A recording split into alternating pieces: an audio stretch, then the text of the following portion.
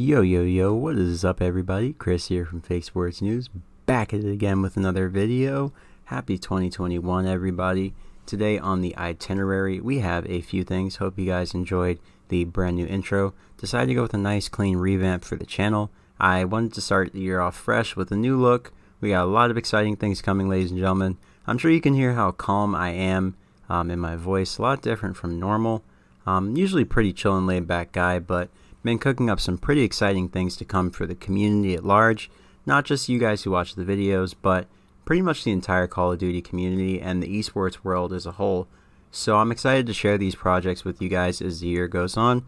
We got some exciting things going on in some very emerging, cutting edge tech sectors, so stay tuned to the channel and just to the brand for more of that. We have a lot on the way. Now, on the itinerary for today, we are going to be starting off by looking at the teams, going over a quick recap of what happened during Roster Mania, of course, and then also getting into what to expect this coming weekend for the CDL Kickoff in terms of where I'm going to be placing my bets if you guys are looking to bet this weekend or just to watch the matches. Planning to watch this weekend if you need some context as to how teams are performing in scrims and all that, the rivalries, everything that's kind of taken place over the last few weeks. If you haven't really been in the loop like some people, it's been pretty interesting, I would say. The top teams are kind of what you would expect, kind of carried over from last year. The champs placings somewhat held for the most part, so get into that in a little bit, but I just wanted to give you guys a quick overview of what to expect today. There is a lot to cover, and this will probably be a little bit longer of a video. Now, jumping right into it, we had a very, very, very hectic Roster Mania. Of course, we had the untimely passing of one of our most beloved players in the scene, Jay Ferocities Henriquez. Great guy. Everyone loved him. Of course, we all thought he was the prodigy. And COD, he was one of the most skilled players in the world. Easily a top 10 player of the last year. And I personally thought he was a top 5 player. Him and Awakening, of course, on the Florida Mutineers were just so transformative for that team. It was an incredible team. They just needed a couple more pieces to really make them a championship roster, which they ended up being, of course. So, rest in peace to Ferocities. He was one of my favorite players to watch. I had watched him from Black Ops 3 when he was really just starting to get his name out there, and he was known as an S&D kid, all the way up until he started competing in Variant, and then he joined pro teams, of course, Era. Of course, he made his way onto a lot of pro teams over the years, 100 Thieves being one, and his passing really affected me a lot just because I had followed his entire rise, and I was such a fan of the guy through all the controversy, everything. He stuck with it, and I just respect that as a person. The controversy, I didn't really agree with what he did at that time just because of my own personal identity, but I mean, I respected how he bounced back from it. He really tried to become a better person, and he really just tried to make himself undeniable, as we all say. That's the word that was most commonly associated with him. So, you know, shout out to Ferocities, rest in power, man. We'll always love him in the community. He was a great guy. Like I said, he just had that one situation, but, you know, he really showed over time that he wasn't that person, and it was a misunderstanding. And sad to see him go. I really would have loved to see him in this game. I was excited to see where he went. He was really the last piece to complete Roster Mania, ironically. So his passing was very, very, very, very just chaotic for the entire scene. He was so beloved, and he was just so inspiring to everybody. His entire come up last year from amateur to pro, it was just remarkable, and it even inspired me to try to compete a little bit. So personally, there was just a lot wrapped up in it, and it was just really sad. So rest in peace to Ferocities. Of course, I hope his family is doing well, coping with this very, very difficult event in their life. Obviously, he was the light of their life as well, and he's unfortunately gone now. So rest in peace to Ferocities. This year is dedicated to you, brother. And we will always love you in the community. You were definitely one of the best to come out of it. I hate to move on after such a difficult and emotionally draining topic to talk about, but the show must go on. We love you, Ferocities. And for that reason, I'm going to start off with the Florida Mutineers. I feel like it's appropriate given the fact that I just talked about Ferocities and his untimely passing, and the fact that the team dedicated the entire year to him. The entire season they dedicated to Pharaoh, and I think that's just a really nice sentiment considering what happened. So, of course, their roster now, there was a change. Of course, Neptune replaced Colt Havoc. Neptune is a amateur who Florida acquired recently. They signed him as a substitute, and they replaced Havoc with Neptune, as I said. So Neptune joins Awakening, Skies, and their recent pickup from the offseason from the Seattle Surge, Josiah Slacked Berry. Of course, Slacked is a very, very solid sub player. He's a well-known veteran to the scene. I believe he's won a major in every single game. Please correct me if I'm wrong in the comments, but I'm pretty sure he's won a major in every game but Modern Warfare? Yeah, that's right. Seattle, they won 4 series the entire year, I think. Right? 4 or 5? Yeah, so not many. So they picked up Slacked. He's been performing really, really well in scrims. He's been frying. The guy's looking really good in scrims. Better than he has in years prior. And that's no roast. I mean, the guy's just been playing very, very well. And hats off to Slacked. I've always respected just how consistent he's been and how good of a veteran he always has been throughout the years. So, shout out to him. Shout out to the Florida Mutineers. I really want to see them win some events this year just for Ferocities, man. That guy was a monster on the sticks. And I hope that his untimely departure is a real source of inspiration for the team and they can channel that into something really positive for their franchise and for their home state that they're repping, of course, being Florida. Yeah. Moving on to the next team, of course, we have the CDL World Champions, the Dallas Empire. It was only right to start off with the World Champs. Of course, they got rid of Clayster. They sent him to the New York Subliners, which was a great place for They sent him to the New York Subliners, which, of course, was a great place for Clayster to end up. But their roster as of now, of course, as you could surmise, is Hook, Shotzi, Illy, and Crim6, the undisputed GOAT of Call of Duty. 3 rings and 37 major titles. Definitely the GOAT. He's getting close to Ogre too with those 40 LAN championship wins. Of course, some of Crim's came online, but what can you do? COVID. And, the scene just wasn't that big years ago. So some of the online tournaments, we have to count them. That's all we had. Of course, looking ahead at the runners-up, Atlanta FaZe, their roster now consists of Simp, Abizi, Arcides, and Celium. So really all that happened was they acquired Arcides in a trade with the Chicago Huntsmen. Of course, Chicago didn't get anything from Atlanta FaZe in return. They just got rid of Priesta and Major Maniac, and I'll cover that in a second. But they picked up Arcides, so Arcides is now their main AR player, and Celium is, of course, remaining at flex, and then you have the Tiny Terrors, Abizi, and Simp playing the SMG role. So Atlanta FaZe has been looking really, really good in scrims. The Dallas Empire is looking to be the clear-cut number 1, but Atlanta FaZe and Chicago Huntsmen are 2 and 3. I would argue that Atlanta FaZe in their current form is number 2, just due to the fact that they have really, really good team calls. They have really good teamwork, and Arcees makes incredible play calls in the clutch. That was one of the things that he brought to the Chicago Huntsmen that made him such a force to be reckoned with on that team. And that's one thing that he's definitely brought to Atlanta FaZe that has helped them to shine in scrims thus far. I'm hoping that that carries over into the tournament settings because, as you guys know, I am an Atlanta native. I grew up in Atlanta for about half my life, and I love the city. Go to college there at the moment, going to be graduating soon. Yay. But I love the city of Atlanta, and I love my team. So I'm hoping that RCs can bring us some chips along with the Tiny Terrors and Celium. Looking ahead to my other favorite team, of course, that being Optic Gaming. I love Hector Rodriguez. He's the inspiration for this entire channel, everything I'm doing in esports.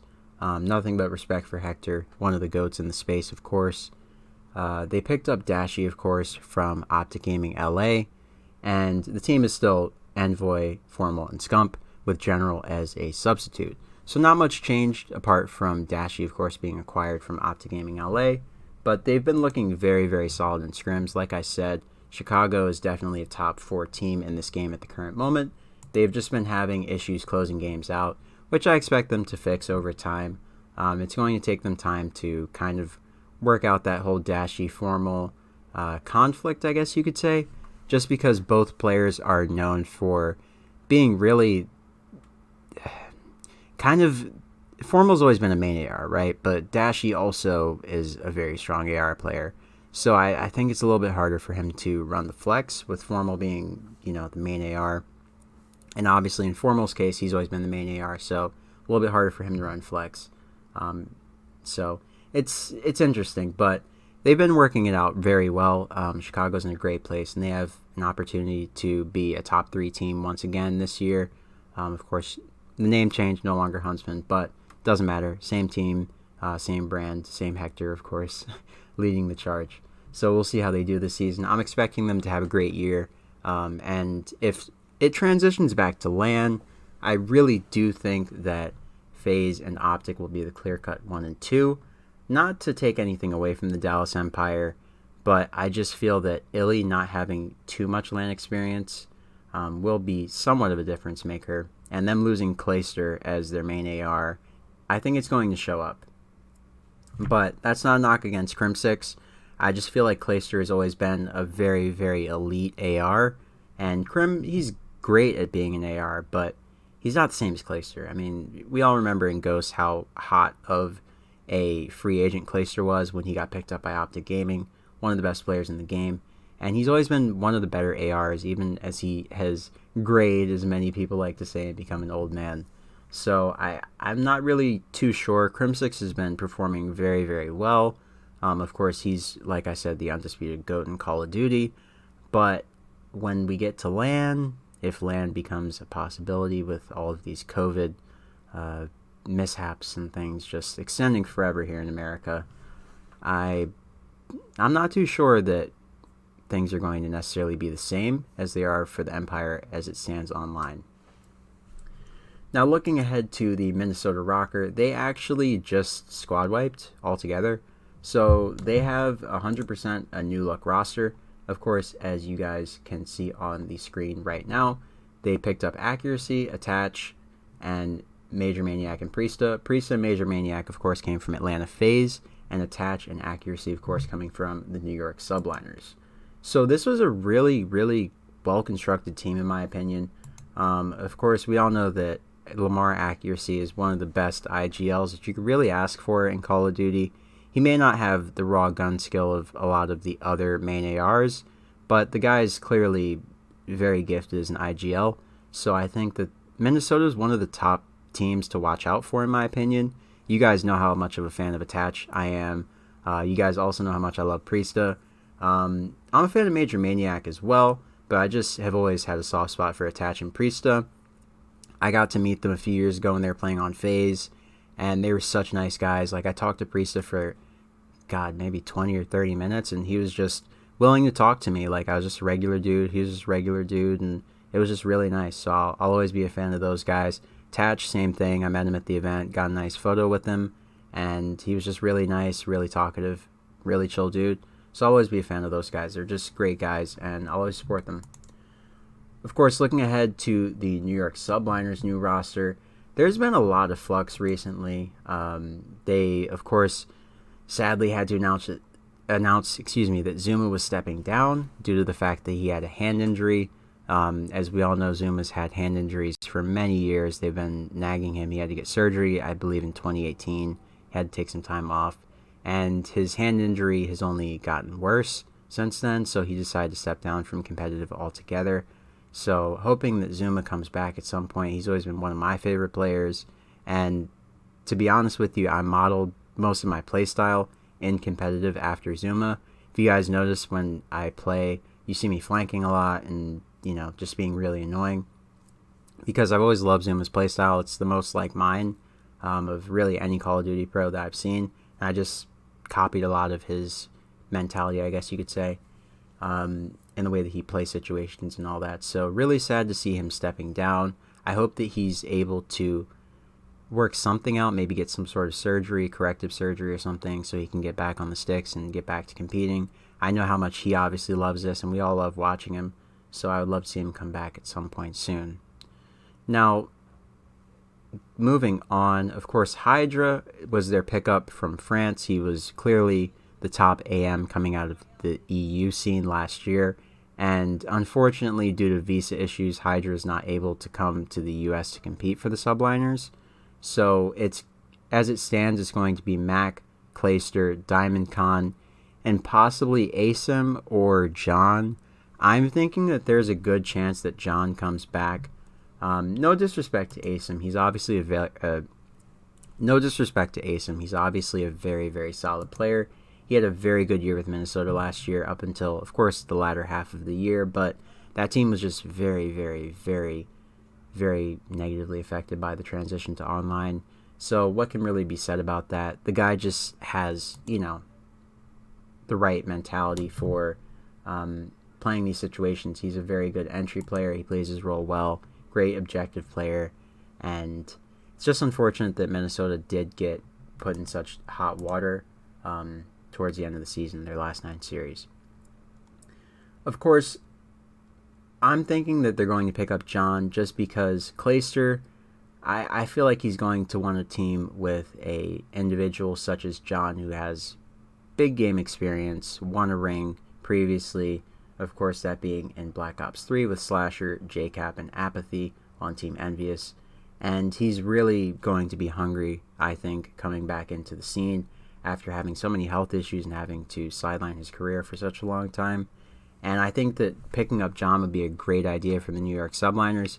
He's a proven winner, and he could really help to shape the young guns, that being Diamond Khan and Mac, into really smart players. Mac obviously is a very, very intelligent player, but with 2 veterans who have won between them 4 rings at this point, that would really help him to just elevate his game. He's one of the rawest rookies to come out of the last few years, to be honest with you. So we'll see how things go there. I'm thinking there'll be Diamond Khan, John, Clayster, and Mac, as I said before, but anything can change, so we'll see what happens. Of course, looking ahead to our next team, we have the LA Thieves. Now, you guys know how much I love 100 Thieves. If you've been watching the channel since I started it back in Black Ops 4, you know that I'm a massive Octane fan. Memes for anybody who watches the channel consistently. And you guys know that I love 100 Thieves as well. 100 Thieves and Optic were my teams in Black Ops 4 to watch. I loved watching those 2 teams go head-to-head. I love watching them stomp teams in the Pro League.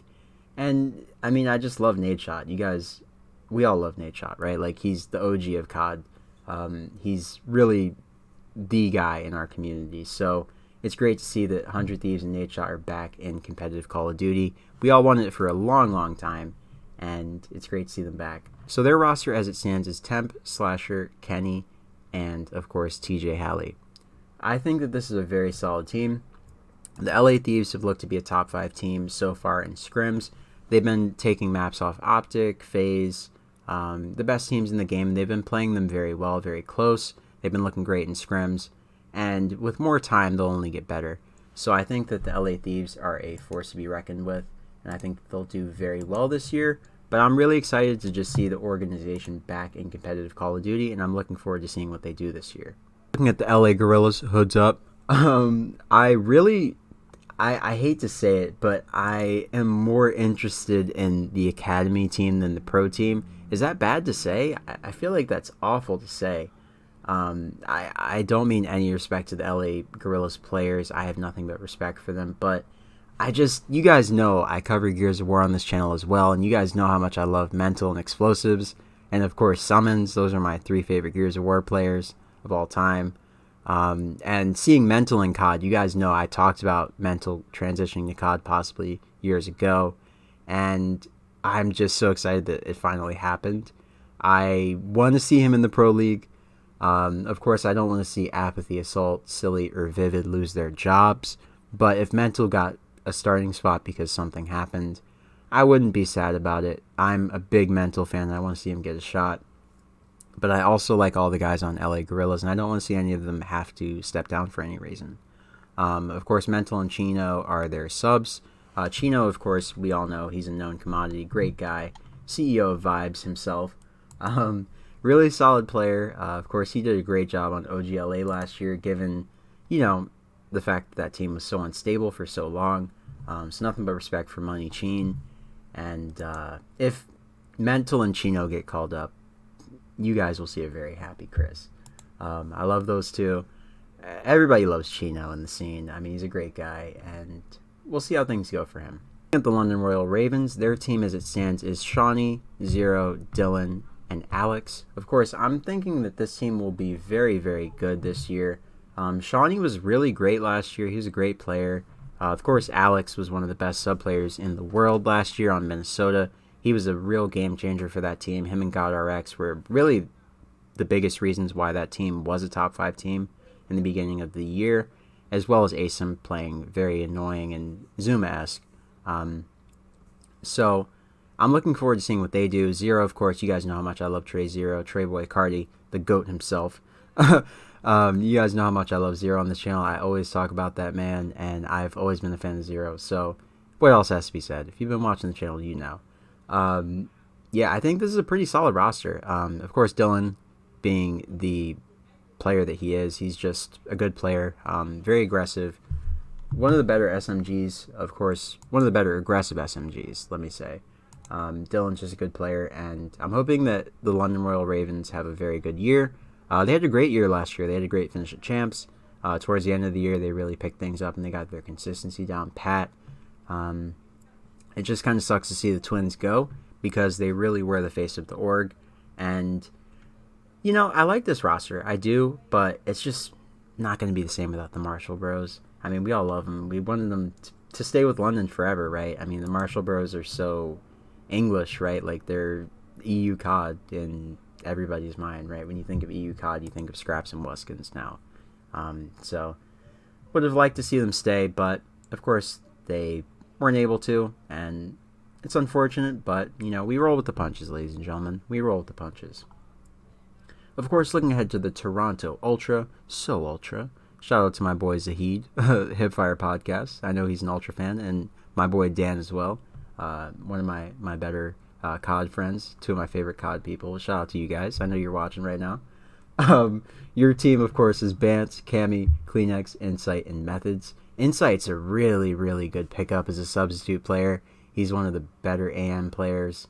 This is a really good snipe on the part of Ultra. And, of course, their roster last year was very, very solid at the end of the year. Kleenex, Methods, Cammy, and Bance, they have great teamwork and chemistry, and I don't really expect that to stop anytime soon. I mean, I don't think that they're going to be able to necessarily compete with the super teams in the top 5 as consistently as they were last year, just because, the players have had a lot of time to figure out their play styles, and this is a different game, right? Everything's going to be different. But with that being said, I do expect the Toronto Ultra to be a team with a lot of upside, and I think that they will turn some heads at some point in the year, similar to how they did last year. These guys are just proven winners. Bance, Cammy, Kleenex, and Methods, they're just players that really understand how to play the game well, and they have a lot of potential. They just pop off, and the players play well together, and they have chemistry like very few teams that I've ever seen in my life, if I'm being honest. They all have that potential to take over the game together, which is not something that you really see all that often in COD. So I really do like the Toronto Ultra, and I think they have a lot of upside. Of course, looking at the Seattle Surge, they did get significantly better. My prediction of Looney, Gunless, Octane, and Pristini did hold true. Of course, I did think that John would join the Ultra. I did think that John would join the Surge, but it ended up being Pristini in place of John. So what can we say about that? Not really too mad about it. Looney was the big surprise for a lot of people. I didn't really find it to be surprising, just because when it transitioned back to 4v4, you needed to have an IGL for each team, right? And Looney was really the best available IGL that Seattle had access to at the time, in my opinion. And he also has a fantastic relationship with Octane, as we all know. So that just kind of made sense. And Gunless and Pristini, obviously, we all know how far back they go. EU, they came up together. So what can be said about their relationship? Looking ahead, of course, to our next team. If you guys hear me clicking, that's just because I'm pulling up the pages for you to see the players. so you know exactly what the heck I am talking about. Our last team is the Paris Legion, of course. Their team, they did a full squad wipe, similar to the Minnesota Rocker. They got rid of everybody, and there was a lot of controversy considering the pay of the players. I'm not really going to get into that just because it's none of our business, really. And it's only speculation. I don't really like reporting on drama and rumors like that. It's just not really my thing. It's not my place. So looking at their roster, of course, they have Classic, Scraps, Fire, and Aqua. Fire is a really great player. If you haven't seen the interview that the Hipfire podcast did, shout out to the boys over there, the GOATs from Canada. They had an interview with Fire last year. He was one of their first interviews, and he's a great guy. Really looking forward to seeing him in the Pro League this year. And I was hoping that he was one of the AMs to get called up this year, and he was. So shout out to Fire. Hope he has a great year. And shout out to the Paris boys. Happy to see that one of the Marshall twins is on a pro team. Of course, I think Wuskins announced that he is not going to be competing this year. Maybe he's gone back on that since, but that's what I heard last. So sucks to see that he won't be playing this year, but at least Scraps got to play. So we have one Marshall twin in the league. And he actually went to the rival team of the London Royal Ravens, ironically. So we'll see how Scraps, Classic, Aqua, and Fire do. I think that they'll be a sleeper team. I really do think that they will play well. Aqua has always been a very solid AR player. He's always been one of my favorites since the TR squad back in 2014, I believe. He's always been a solid AR player, one of the better, smarter AR players in the game. He's just very unconventional, I would say, and I just love watching his play style. Classic, of course, last year, is a very, very solid player. Super solid sub, super reliable guy. Looking forward to him having a good year, hopefully. Same for Scraps, very solid player. A lot of upside, obviously. One of the better players in the league. And Fire, I think he's going to turn a lot of heads this year. I really do. I think that Fire will single-handedly be the reason that Paris Legion is not in the 12th spot. Again, I think they were 12th last year. No. Seattle? No. LAG was 12th last year. Yes, that's correct. But I think that the Paris Legion have a good chance to be at least a solid team. I'm not saying that they'll be, top 6, but I think that they'll be at least top 8, possibly. They might be 10. I mean, they could do a little bit better than they did last year. I think they were 10 last year. I think they beat Seattle at Champs, no? But we'll see how they do. So those are the teams. That's the overview of that. And next we're going to be getting into the Kickoff Classic. Of course, I have already covered for you guys how scrims are going. As it stands, our top 5 at the current moment, in no order, is Dallas Empire, Atlanta FaZe, Chicago Huntsmen, LA Thieves, and in my opinion, Minnesota Rocker takes the 5th spot. They've been playing very well in scrims, and I like their chances, to be honest with you. So we'll see how things go. But as it stands, that's my top 5. I would think that New York will enter the top 5 once they get everything figured out with their 4th. But as it stands at the current moment with the rosters that have practiced that I've seen, that's the top 5. Now getting into our kickoff event that starts on Saturday and spans the entire weekend, Saturday and Sunday. Our schedule, we start with the Dallas Empire. Excuse me. Our schedule starts with the Dallas Empire playing the New York Subliners in our kickoff match. And then we have the LA Guerrillas taking on the Seattle Surge. And lastly, for Saturday evening, we have Atlanta FaZe taking on the Florida Mutineers. Now, in our first matchup, I would favor Dallas, of course, just because many people in the community think Dallas is the number 1 team still, based on their form in scrims and everything else. In terms of the Seattle Surge versus LA Guerrillas matchup, this is going to be a difficult one to predict just because they are 2 new-look teams. Of course, the LAG team is a lot different now. They have Apathy, Assault, Silly, and Vivid. They have 4 very solid players on this team now, so I'm really not sure what to expect. Clearly, LAG went into their pockets to get some good players in the offseason, so I think there's potential for them to beat the Seattle Surge. Of course, Apathy is a very, very successful player. A lot of accolades under his belt. Assault's a very good AR player. He has great chemistry with Silly, their former world champs. And then Vivid, he's a very, very solid young player. He came up last year, of course, into the pro scene, but he's a known commodity in the scene. So I think the LA Guerrillas have a good chance to beat the Seattle Surge. But personally, I still favor the Surge just because they have Gunless, Octane, Persini, and Looney. They have big names, but I think they'll pull it out in the end. Of course, this is Call of Duty. It could go either way. I think Seattle does pull it out, but if LAG do win, that's not really too heinous of a crime against the Call of Duty gods, if you will. So if you're going to put money on it, I would say Dallas, Seattle, and then, of course, Atlanta FaZe. I think they'll beat the Florida Mutineers, but I think it's going to be a great match. Neptune is a very, very raw player, and I think he's going to have something to prove when he finally gets his Pro League debut on Saturday evening. So I would definitely look out for that match. That's a really great match to end the night. I think it's going to be a really good one. It's going to be a coming out party for Neptune, in my opinion. I think he's going to put on a great show, and I think he's going to show everybody why he got picked up by this Florida team.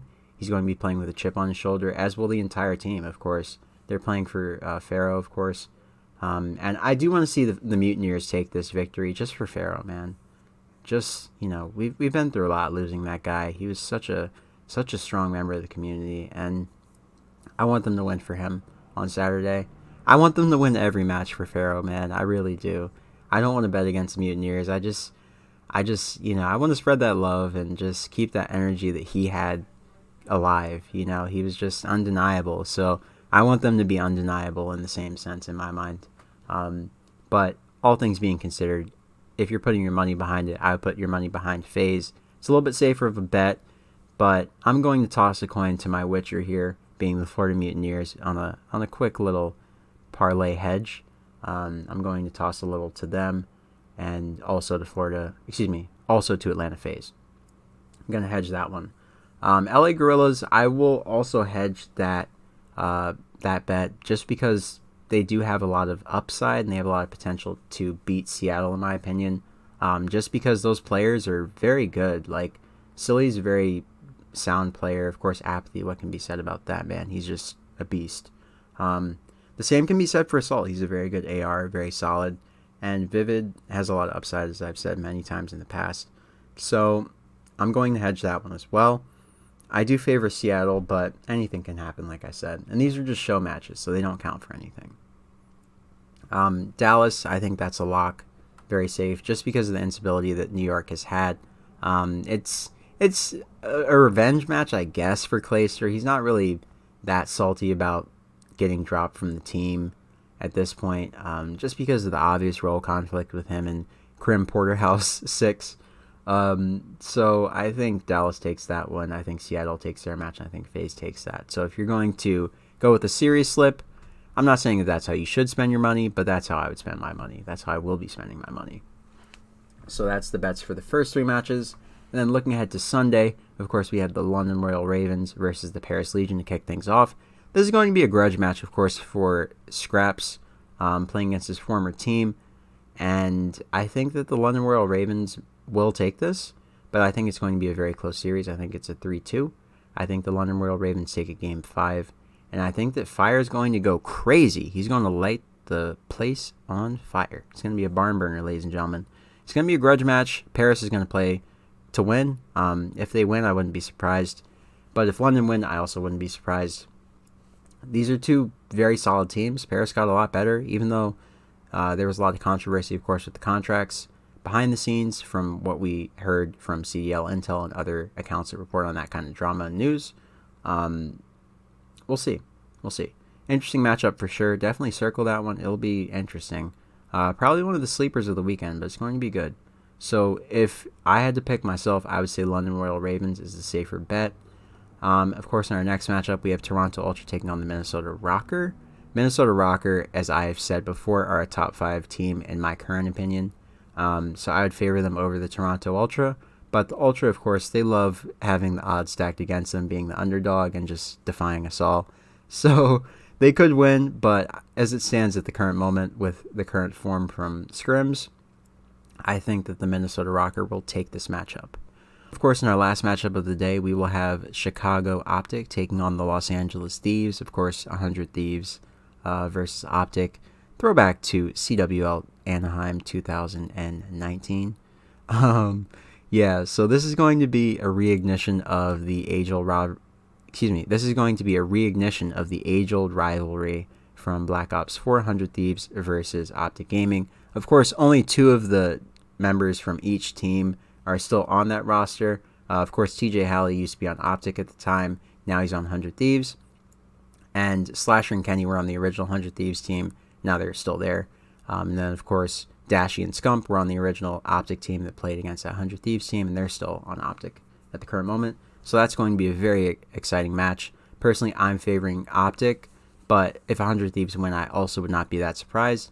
100 Thieves is a very, very good team. Of course, Slasher, Litigoat, Slasher Thanos is going to be in his bag as usual. So we'll see what he has in his old bag of tricks, and we'll see what he can get done, especially with Coach JCap on the scene. JCap is now coaching, and I think it's making a big, big difference.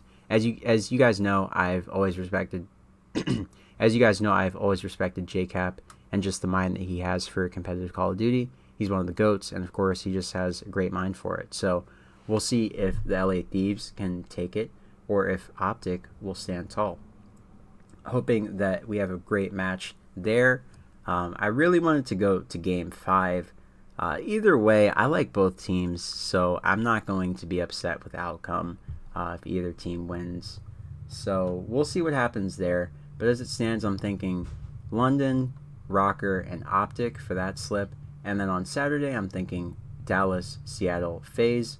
So if you want to do a massive parlay with all 6 teams, which I will be doing, I'm going to say Dallas, Seattle, Atlanta, and then London, Minnesota, Optic.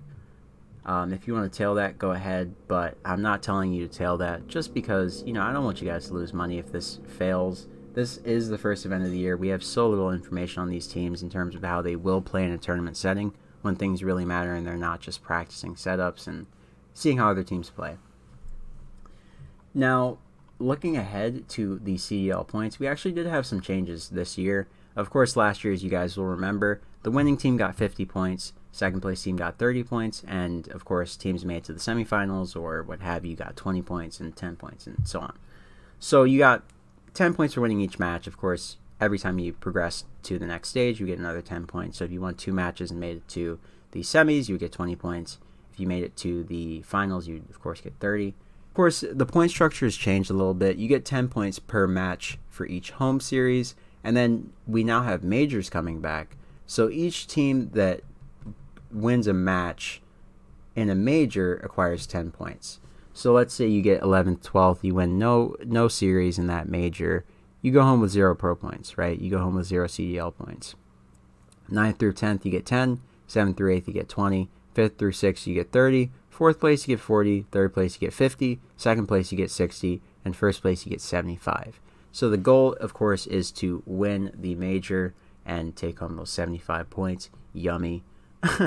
So we'll see who wins the first major. It's going to be interesting. Of course, looking at the prizing for this year, we have another $5 million being allocated once again. And the majors now have big prize pools.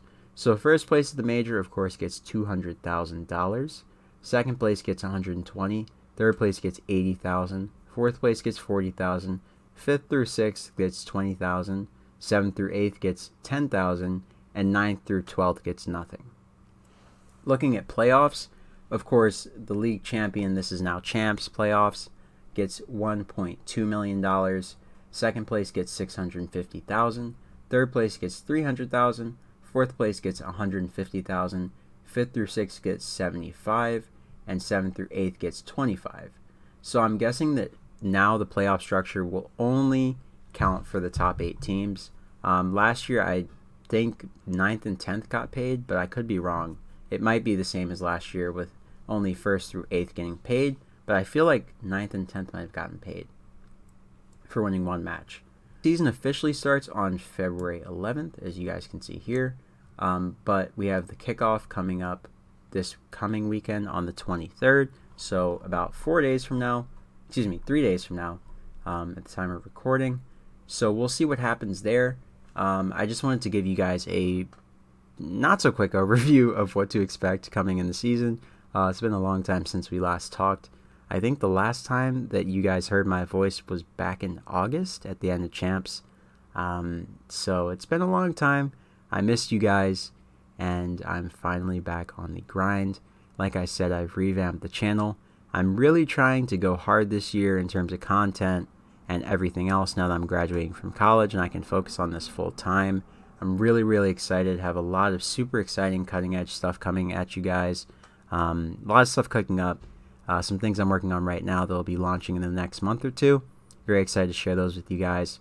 And we're going to have a little home finally. Gonna have a website, all that jazz. So stay tuned, guys. Be ready and stay excited. So as Illy says, stay safe and keep grinding, ladies and gentlemen. Once again, this is Chris from Fake Sports News, and I am signing off. Hope you guys have a beautiful morning, noon, or night, wherever you may be on this beautiful planet, and I will catch you in the next video. Peace.